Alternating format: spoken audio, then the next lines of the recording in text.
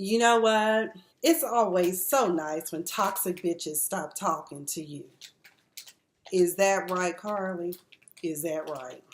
I think what you meant to say is, me and my toxic mouth, we need to stop talking to other bitches or something to that effect. Because Karlie Red, it's always you.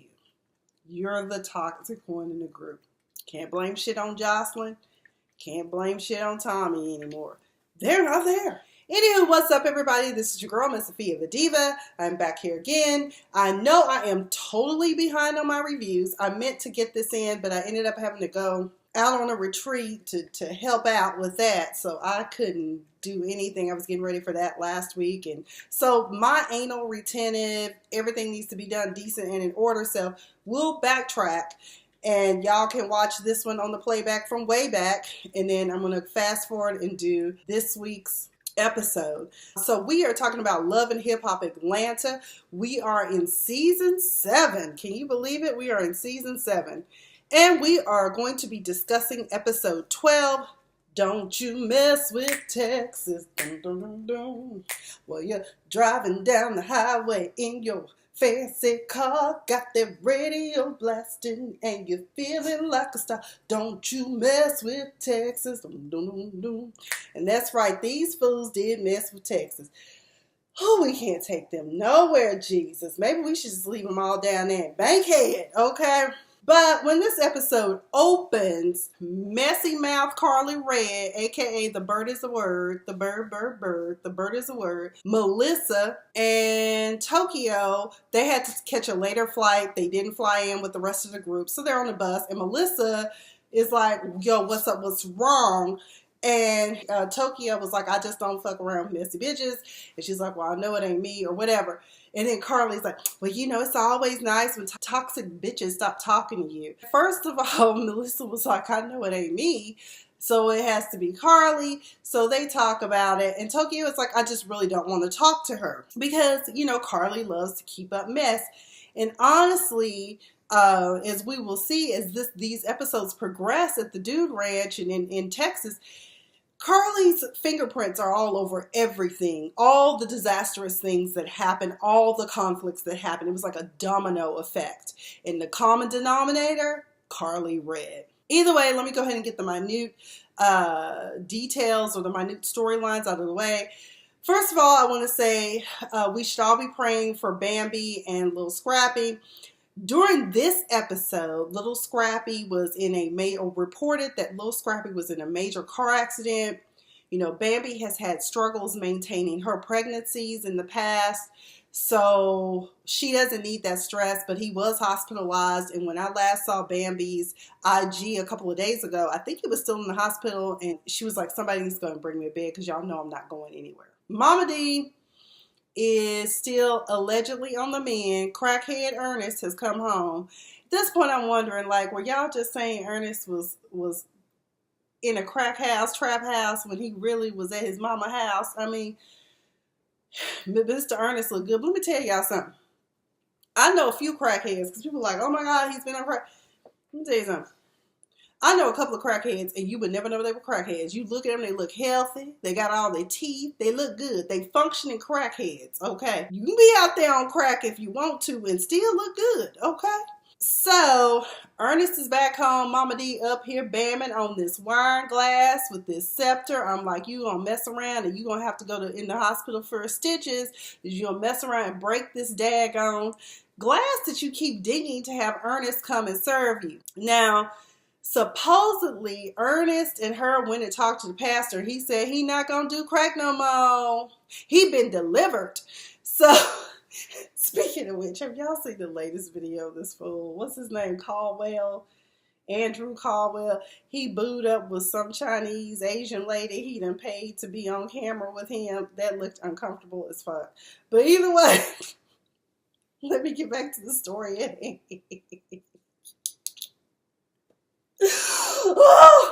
Okay, let me stop. So she told, ooh, my butt, my breast, my stomach. Oh my God, they still hurt Ernest. He talking about, no, look here, Mavis. No, I didn't come home now for all of this.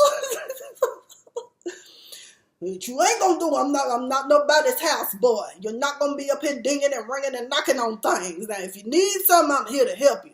Either way, she talking about, oh, I need for you to turn me. Oh God. Because she trying to teach Ernest a lesson about abandoning her. He need to be there to help take care of her.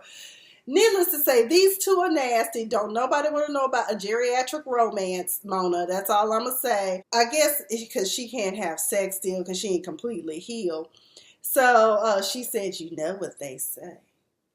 Lose it in the hips, you gain it in the lips. I said, I ain't never heard that, but that sounds nasty as hell, and I already know what that means.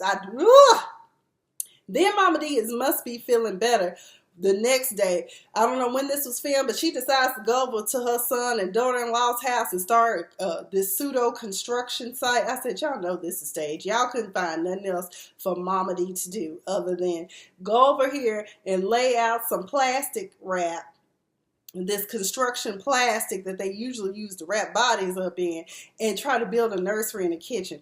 What kind of sense that made? That made absolutely no sense. And on top of that, they done got one of the PAs to come up and go in the refrigerator like he Inspector Gadget or a thief in the night. Bambi like, look, I ain't got time for this shit. I'm tired. I done let you get away with stuff. I don't feel well. Go home, Mama D. And then she was walking like, I'm an old cowhand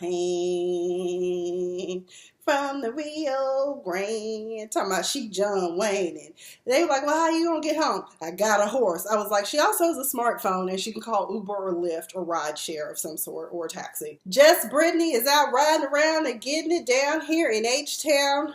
I'm so crowned, Houston, in this nice souped up car. She goes to Jimmy Dang's. People are not familiar with Jimmy Dang's, but I kind of heard the name around town. He just like, I forgot who that one dude is that Kanye always talks about that does all the custom pieces for them, where this is the southern version of that. So anyway, she goes to the jewelry store. Tiara is supposed to meet her there. So Tiara is not rolling solo dolo because Tiara said, I don't follow rules. I know what she said, but I just really think that Jasmine deserves a chance. Just Brittany's like, well, hold up, wait, let me hear your version of the events that have taken place. So when they were talking and Jasmine was giving her version of the events, basically just Brittany was like, she talking about, all home wrecking aside, she seems like a genuine person. I'm like, no, she ain't. Because that heifer is vicious and vindictive. Brunch in bags.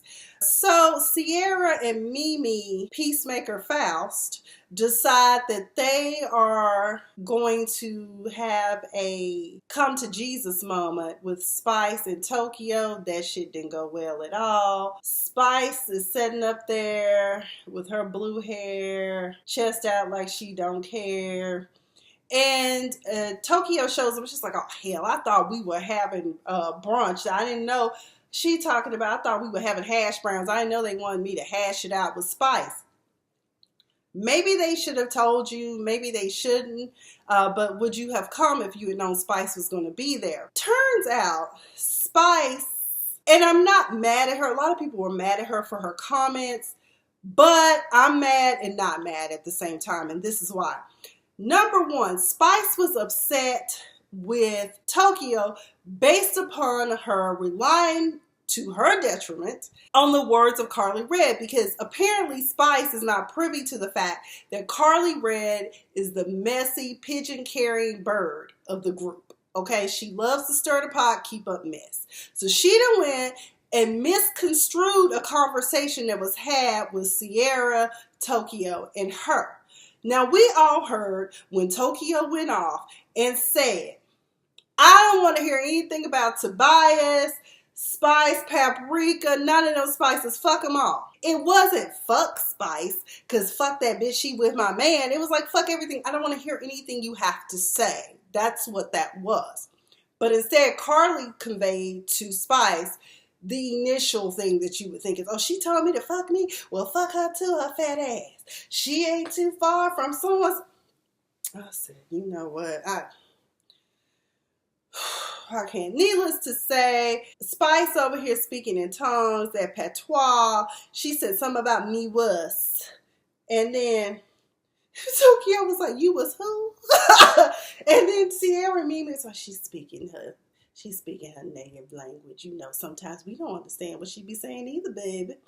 So, needless to say, she told her, you know, I don't think she needs anything else to eat. Why would you say that when you know she's been called fat her entire life, probably, being made fun of? So, of course, it's nothing new to her to be made fun of as a big girl. But at the same time, I'm with Tokyo, what she said in the end when her and Sierra hooked back up later on that evening, that your ass ain't too far from being big, okay? You know, obviously Tobias or Tiberius, whatever his name is, he has a thing for big girls. So either way, this does not end well. Tokyo is like, you know what? This conversation is going nowhere. So I'm just going to get up from the table. And next thing you know, that's when purse swinging, don't mess with Tokyo, bag throwing self came out, and boy, she threw that bag and tried to get Spice, but Spice got them good ass reflexes like she was caught up in the Matrix, didn't hit her. Next thing you know, security immediately is going on, you know. I'm just like, you know what, I can't. And you know, everybody got, even Mimi got up because she didn't want to be in the disaster zone. Needless to say, when Sierra does go see Tokyo about everything, it was just like she said, you know, Tokyo made a conscious decision not to attend the grand opening. Before the grand opening, everyone has to catch buses, and they gave them 2 separate buses, praise the Lord, to transport them to the Houston Galleria for the press grand opening. Everyone in the cast is there except for Stevie J and Tommy Lee and Scrappy and Bambi and the whole Scrappy family. There's probably a few other people missing too. What the hell did Karlie Red messy ass have on? She had on this British flag skirt and a red, white, and blue bow t-shirt. But the way the skirt was sitting, it was ill-fitted. It's like she didn't even bother to take it to a tailor to have it customized for her bad-built body. I really don't like how she did. Honestly, if it's butt injections, stop getting them. If it's butt implants, get them out, because they are not helping you. They are making you look like a damn flamingo. Needless to say, she sees that Sean Garrett is here. She don't want to be bothered. She hugging on Jock, but it was all bad just a week ago when you were talking bad to him because you still mad about y'all's breakup. Sean Garrett is just like, that's cool. And we need to pray and take up a collection for Sean Garrett, because apparently he don't have enough funds or not enough fucks to give about his missing hair. It looked like, I don't know, y'all ever been in wood shop and y'all had to file some stuff down, like metal for metal? It looks like metal shavings or whatever. Yeah, I had wood shop when I was in junior high because I went to a science academy. They called it industrial science.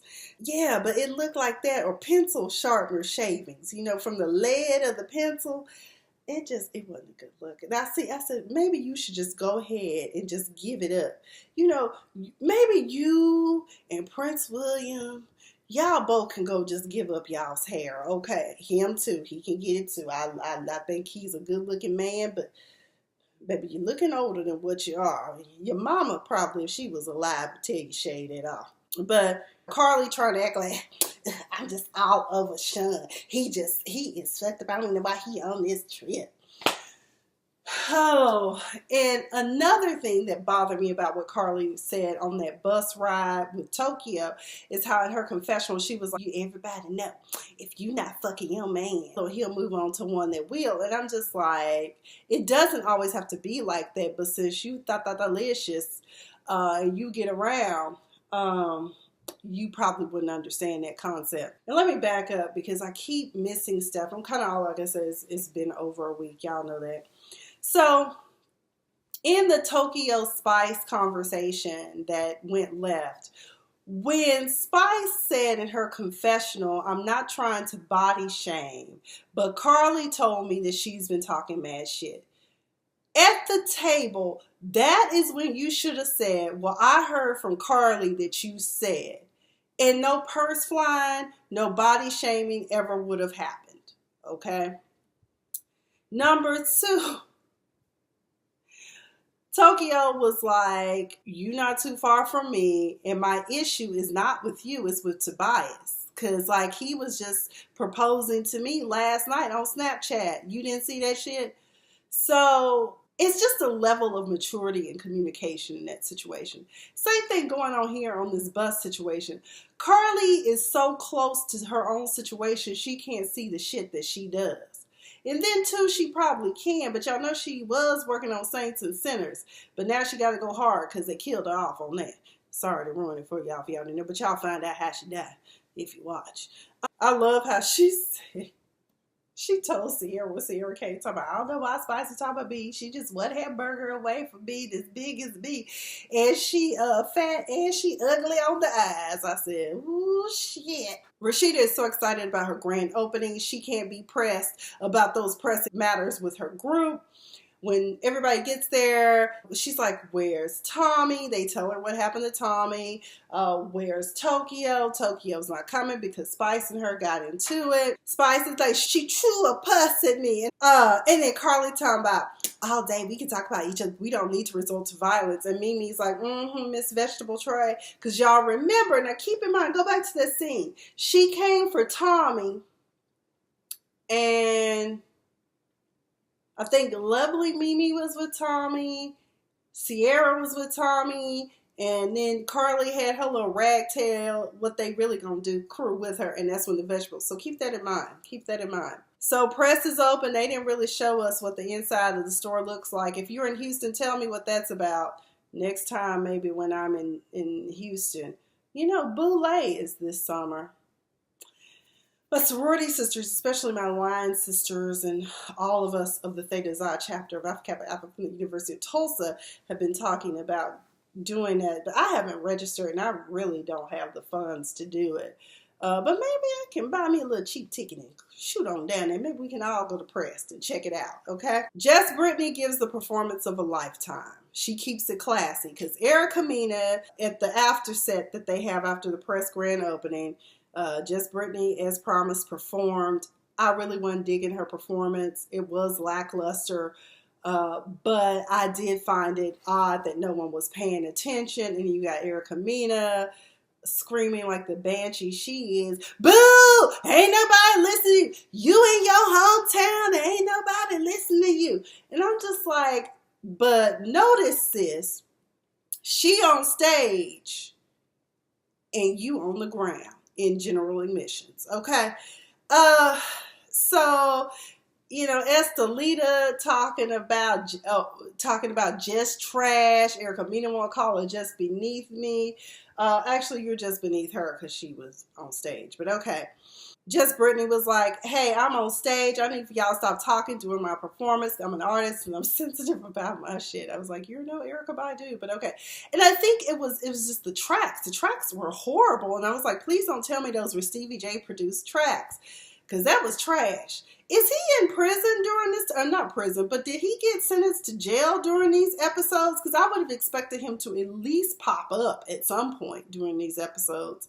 Then Sean Garrett trying to talk to Erica all slick with his ant farm looking head. He talking about, I heard you've been trying to do the music thing again. You know, I'm a little hurt you didn't contact me for some music.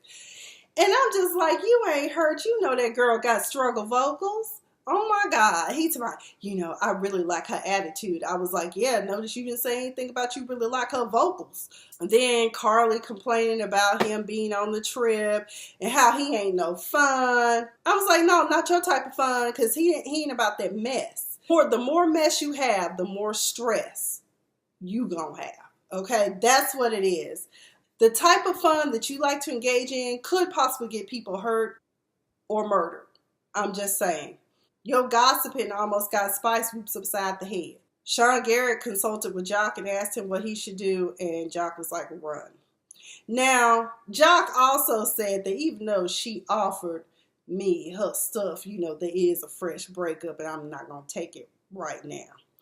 Then Erica told me, you know, you said that you wanted her poon poon on your coon coon. I was like, what? I mean, what is that? He said it's just something about Karlie, but he ain't gonna disrespect his boy like that. But to me personally, Karlie, that kind of makes you look like a trash individual that you would hop from dick to dick like you slick. Look, I'm up here rhyming. I don't know what's on y'all. Maybe I need to be on Love and Hip Hop, okay? Tokyo decides to make an appearance. And Sierra and BK are going at it. She called him a dirty dog, BK. And so I think he handled it well. He was like, you know what? We don't need to do this in front of everybody. Let's just, talk about this when we get home, or when we're in private. Dun, dun, dun, dun. Oh, it's the moment we've all been waiting for. Now, Just Brittany has gotten off stage and told Kirk and Rasheeda, God bless y'all for the blessings. Now Kirk and Rasheeda down to the bar having a little sip and a little, we did it conversation when all of a sudden, Tiara and Jasmine, the buck deer, walk in. Rasheeda like, I know that ain't who I think it is. I know that ain't who I think it is at a surprise party that you set up for me. So how she know about it? And she here, did you invite her? Because that was what the question really was. She's like, she up here with Tiara. What is that about? She walked up and Kurt was like, why are you here? Why are any of us here, Kirk? You know why she's here, Kirk? Because you invited her into your family, into your life, your children's life, your wife's life. You did this shit. That's why Jasmine is here. Let's just break it down and be real about that, okay? Needless to say, Rasheeda says she gon' handle it. She on her grown woman. She feeling good. I'ma find out why this stalker bitch keeps coming at me, okay? Jasmine told me, well, if you had done what you were supposed to do with your son, we wouldn't be in this predicament. I'm just like, if you had been the smart one and walked away from a man who you knew was married, tell y'all something, you young girls, don't let these men sit up here and tell you, oh, I don't like my wife, we not working out, she this and that, but yet every night he going home to her. Context clues. Number two, you can get killed behind some stuff like that or end up on the ID channel or on Tuesday's TV1's criminal shows. Get it together. And Jasmine could have been a statistic. Rasheeda could have been a statistic. She could have snapped and went crazy and tried to kill Rasheeda. People think. You need to think. But either way, Rasheeda said, I got this. And Erica Mina, I had to agree with her on that. She said, Rasheeda's such a fucking lady because I would have killed that bitch. And I'm like, I think we all feel that way at some point. So Rasheeda's like, what you want to talk about? She says, I want to formally apologize. I wasn't thinking about what I was destroying. Well, obviously, you dumbass. And I'm really not that kind of person. And Rasheeda was like, oh, really? You're really not that kind of person? But yet and still, that's the type of person you showed me that you really are. At the end of the day, there isn't much you can say to fix any of this and make it okay. I am a real ass woman, and your child has nothing to do with the situation at hand right here. But the way you maneuvered, I can't fuck with. And that's why I don't want to talk to you. And then Jasmine like, I wish I had never done what I did. I knew it was wrong. That's not who I really am. And Rasheeda, like any of us standing outside, was like, I can only go based upon what you show me. Because you can speak a lot of things to anyone. But once you show me who you are, you have. And so Rasheeda was like, so you just came to apologize, right? She was like, yeah, that's all I can do is act on my word. So Rasheeda was like, well, what do you want? You've apologized, and anything after that, you need to talk to Kurt, okay? Because at the end of the day, you are a fucked up individual. And not just the fucking around part, all that mess you put out there in the blogs. You put up pictures of my son. Like, who does that on Instagram? Not to mention, Rasheeda didn't say this, but Jasmine put out a diss track about Rasheeda at one point. Like, how are you going to put out a diss track against the woman that you disrespected? She didn't disrespect you. She didn't come up in your house and take renegade Ving Rhames. That's on you. She said it was malicious. And I'm like, it wasn't even malicious. It rises to the level of childishness is what it does. Because she's still a child for all intents and purposes. I mean, yeah, you can be over 18, but her mentality is that of clearly a 15-year-old girl who wants some get back. Okay? When she done one of them fucked up. Either way, Rasheeda was like, tonight is my night. Been through a lot of shit. So I'm going to continue to enjoy my life. And she just sashayed right on off, leaving Jasmine in the dust. That's how you handle it. Rasheeda handled it like the boss lady she is. In the words of Adele Given, she's such a fucking lady. All right.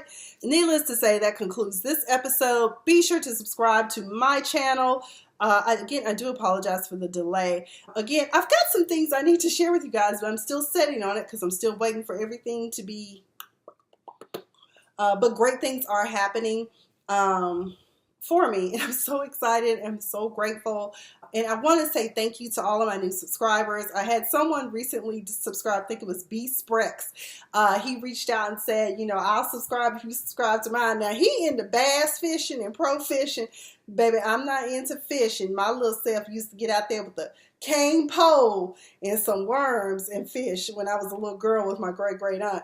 So I don't know much about fishing anymore, but you know what? I will support your channels. If you subscribe to me, I will definitely subscribe back and definitely try to watch some of the things that you're doing. I also want to give a special shout out to Jamaica Girl 123 or Jamaica Girl 123. She always... I don't know if she has some sort of automation set up for, she's probably using notifications, which you should use notifications if you want to know when I post a video. But she always supports my channel and I appreciate that because she always comments. She puts out great content too. She does fashion posts as well as reviews. Real Housewives of Potomac, the other shows she reviews, I don't watch. I think... The Haves and the Have-Nots and some other shows. But if you want to, I will put her handle down below. And you can subscribe to her channel too. But I really appreciate her for always supporting my channel. I don't think, Jamaica, you be watching the whole video. But because I know mine's are longer. Hers are about 12 minutes. And it's always entertaining and hilarious. But either way, let's get on to the next Love and Hip Hop Atlanta. And that's all I've got for this one. And y'all be sure to only be serving hash browns at brunch, okay?